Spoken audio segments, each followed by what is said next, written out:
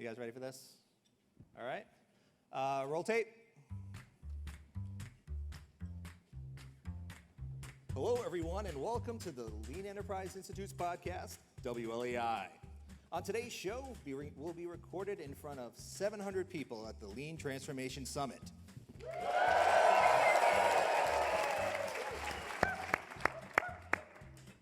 Today, Jim Womack will be sitting down with author of The Lean Farm, Ben Hartman, general manager of Veada Industries, Joel Daly, and aluminum trailer CEO and owner, Steve Brenneman. Take it away, Jim. Okay, we're here at the end, not quite the end, but almost the end of this Lean Summit. I've been doing these practically forever, actually since 1992. And my intent getting started a long time ago was very explicit. I wanted to share some ideas that I thought were really useful. I wanted to bring people together who were embracing those ideas to create a community, a lean community, a community of sharing, and of obligation to share. I've always felt that anybody who comes here and learns something sort of has an obligation to share it. So these many years later, that's the way I still feel.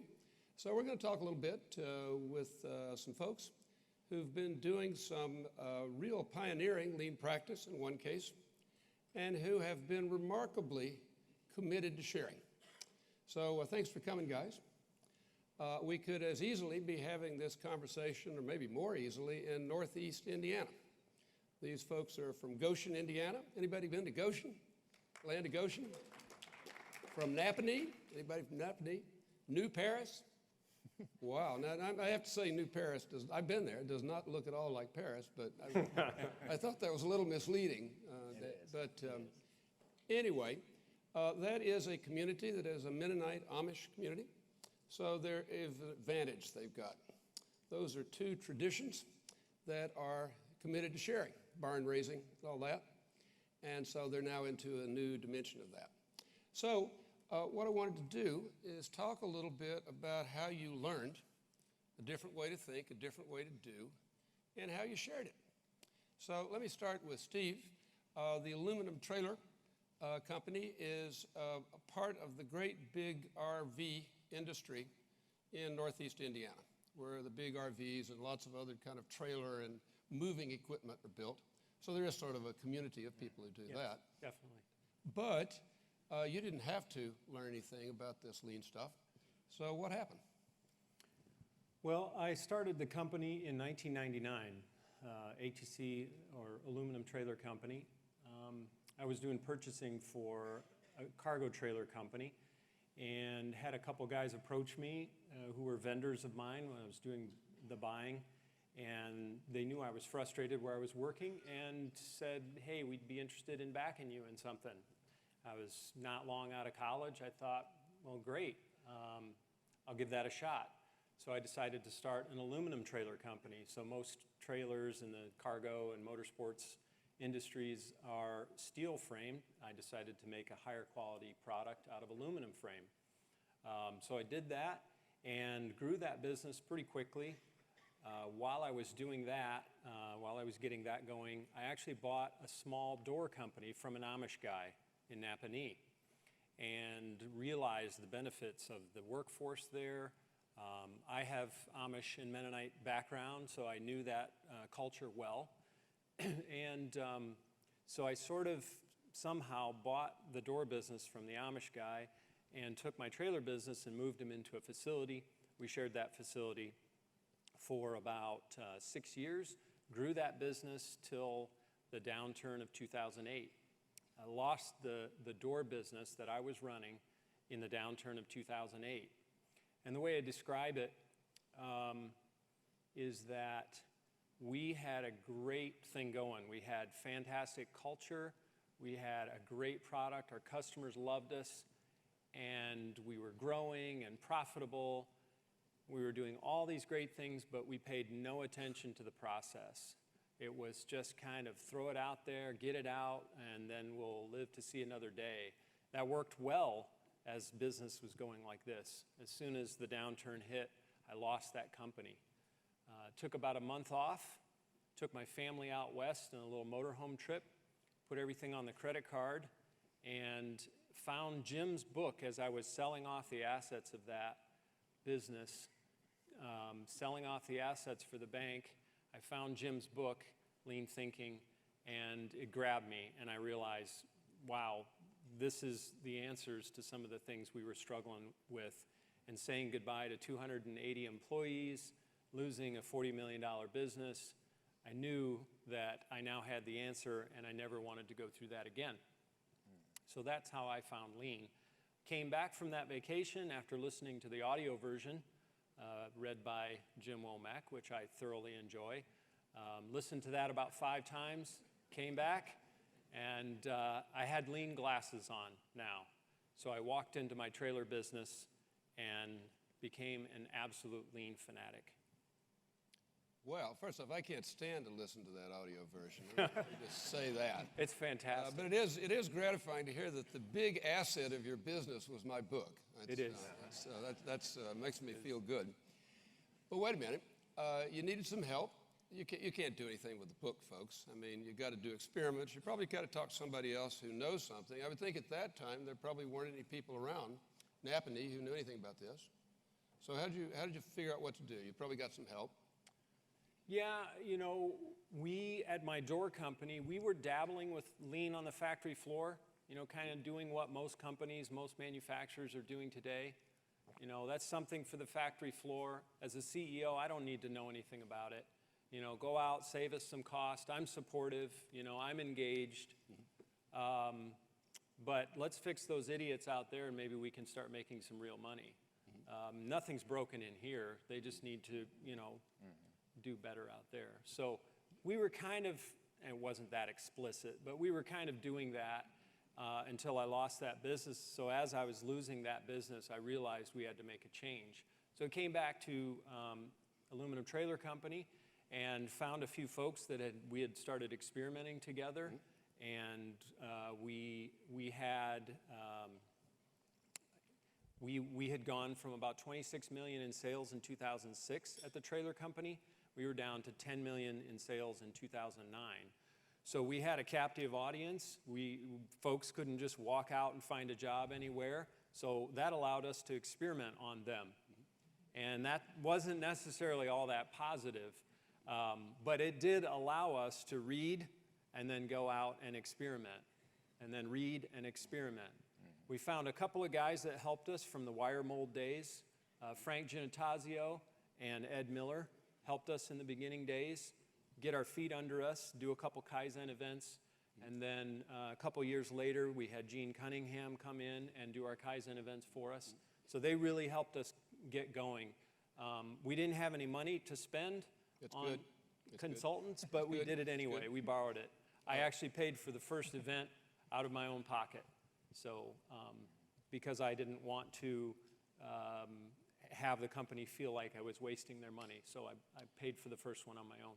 Well, I've been to see you. I can verify that they've been doing great stuff, and they're really working hard on the office. This movement was kind of late to the office, and they've been working hard.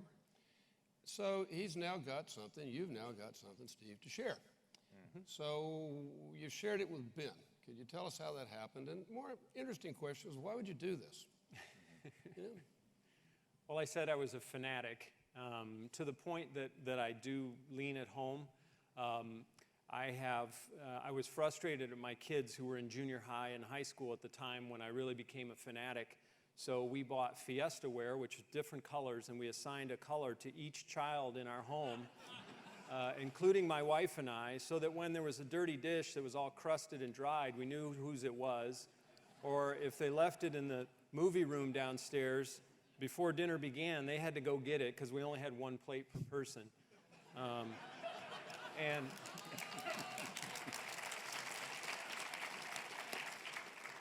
so we ended up getting all the silverware, all the cups, all the plates, the whole set, and so that it was easy to tell. And what ended up happening was, there is a good end to the story, I promise you. What ended up happening is it's just easier if you get up from the table and you go and wash it and put it away. It's actually easier to do that for them. So that ended up being what happened. It created this habit. So that's the kind of fanatic I am. So I went around proselytizing about lean. I talked to everyone that would listen. I mean, everyone. And didn't get very far with many people. But Ben was our farmer. We're foodies, and we're very into the local food scene. And we'd been buying a CSA from Ben and his farm at our local farmers market. I got to know him there and just thought, hey, you might get some benefit out of this. This is something we're doing. Come down, see the factory, and I wonder if you couldn't do some of that in your farm. Now, by the way, there's nothing in this for you. You were not getting free carrots in return for that. I did get a free box of vegetables. I did not know about that. On 2 out of the 3 visits, so have yes. to take it down It wasn't just a little completely bit. free, yeah. Wow. That's how generous I am. Okay, so Ben, what happened? Now, by the way, Ben's a farmer, and those of you who came to the 2 breakouts, and we do have a video of that, do we not? That people can get somehow. Anyway, he went through the whole thing of what a lean farm is. And it's a good thing. But how'd you get there? Yeah. I think one of the first thing that's worth mentioning is that the 3 of us up here have a Mennonite heritage. And so we have this incredible DNA within us that tells us not to waste anything. And so we have this amazing predisposition to waste-free thinking. And so I think lean kind of fits into that predisposition. And I had grown up on a 500-acre corn and soybean farm, very conventional mass production farm. And during my sessions, I tried to make the case that U.S. agriculture is still stuck in a rut of mass production. Most industries have had to lean up to by some measure at this point. And agriculture still relies on a $5 billion farm package to keep its head above the water. And anyhow, so I'd grown up on that size of farm, and Purdue University, when I was growing up, went around telling us you have to have 1,000 acres or more to make a living. And at this point, they're telling us you have to have 2,000 acres or more to make a living. You have to get bigger every year to make a living as a farmer. This means buying bigger tractors, more accounts, growing more food, purchasing more land. And so constant expansion, that was the metric of success. There were no other metrics. It was just constant expansion. And that's how I started farming.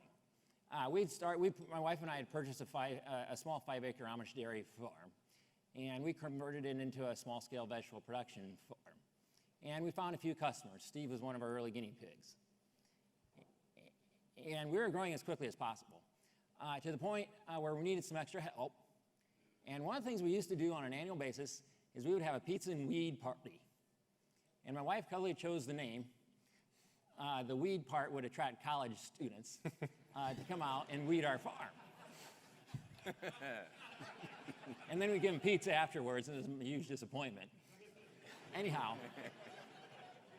the one year that we were to have the pizza and weed event, about 30 minutes before the van rolled up with college kids, we saw a greenhouse on the roof, our barn. And we realized something had gone terribly wrong here. There was a gale force wind, and it plucked that greenhouse out of the ground and threw it on the roof. And we had, and Steve had visited us around that time. And so we thought we should ask the 5 whys here. Why did that darn greenhouse end up on the roof? Well, it was under-engineered. I mean, I was one who engineered. I was an English and philosophy major. I had no business designing greenhouses. And so what's the reason? Let's go another level deeper. Why was it under-engineered?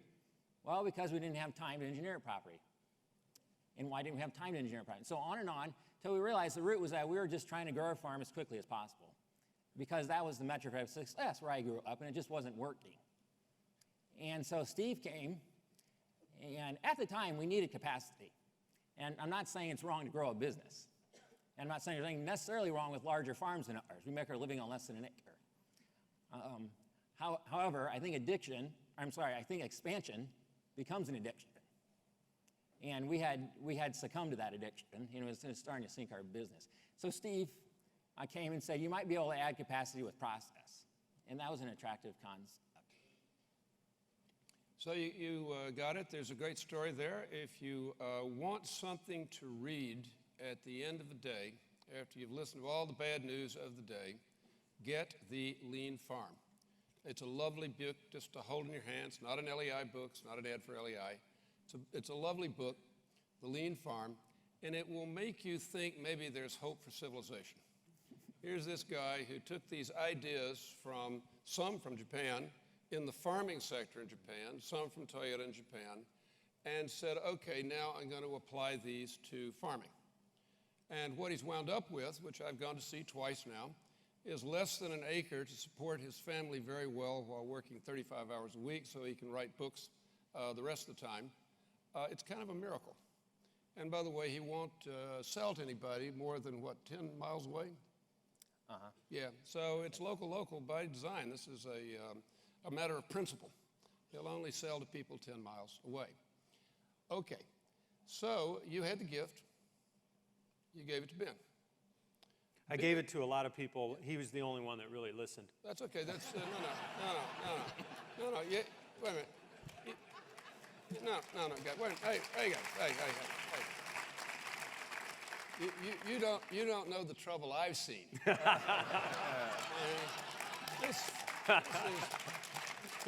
This is a very low conversion rate activity. All right. So you had the gift. You gave it to Ben. Ben did some thinking. This guy thinks. I mean, that's unusual, too.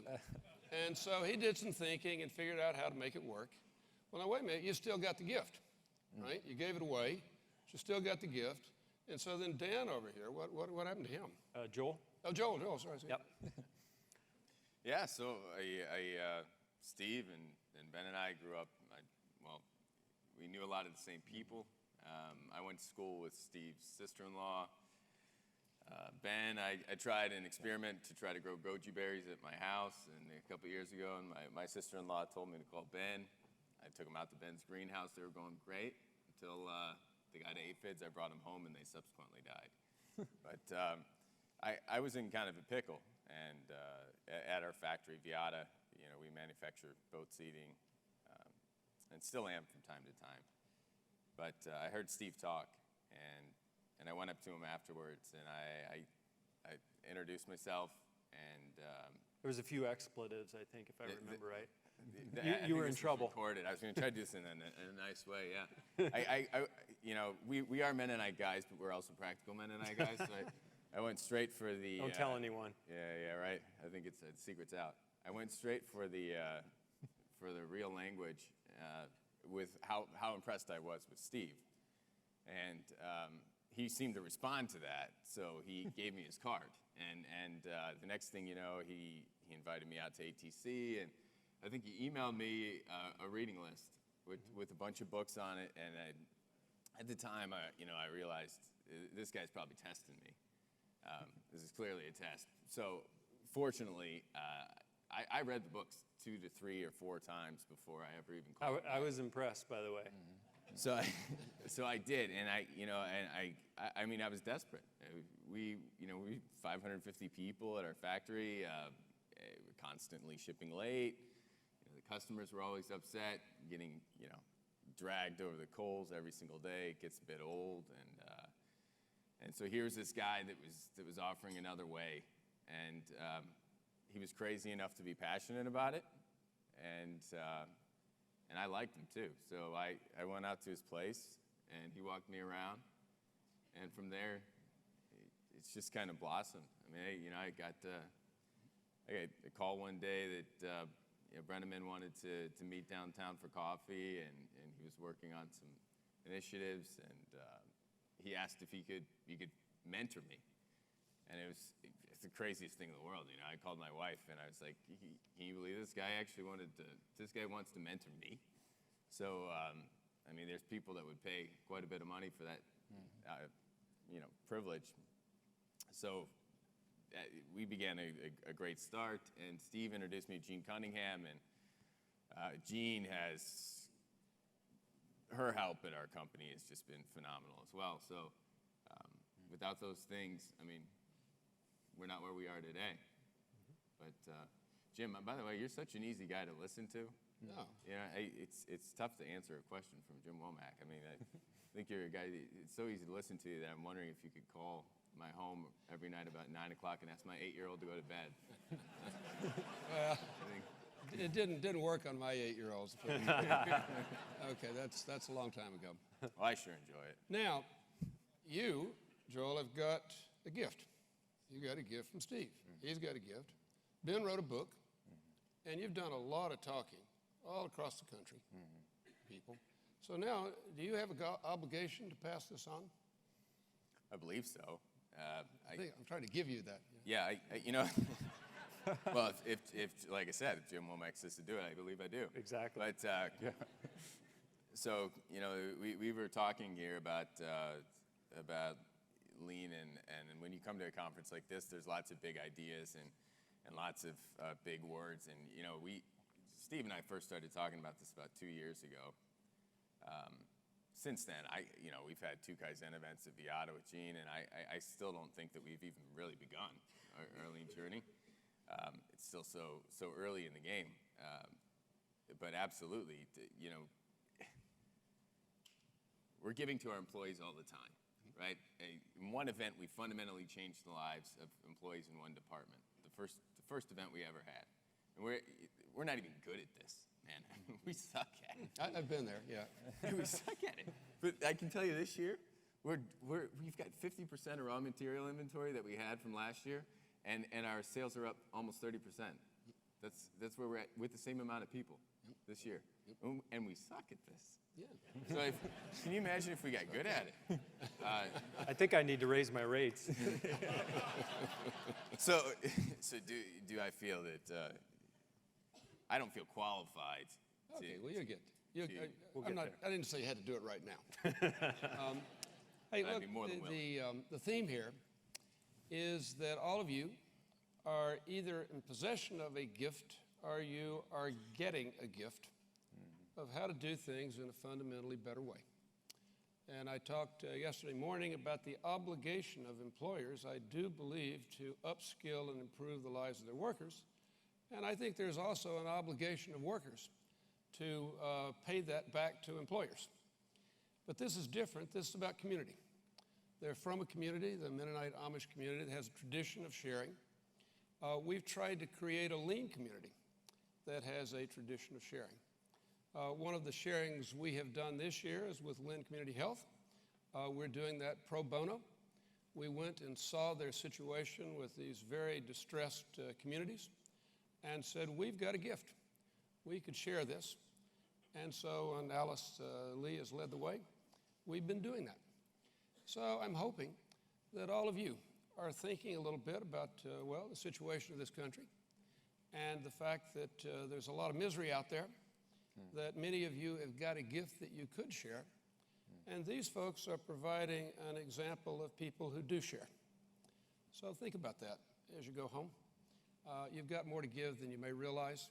I think you have a bigger obligation than you might realize. And let us know how it goes. I wonder, Ben, if you could talk just a minute. You have written this wonderful book, and there is a second book for the real serious vegetable grower, and you can get that one too from Chelsea Green or Amazon. But you've been out talking. I've been so impressed with this that on less than an acre, he is making a good living for his family with a 35-hour week.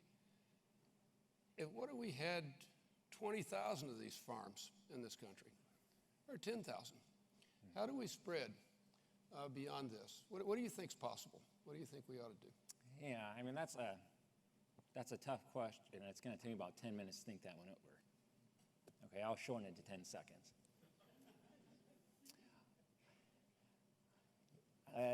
So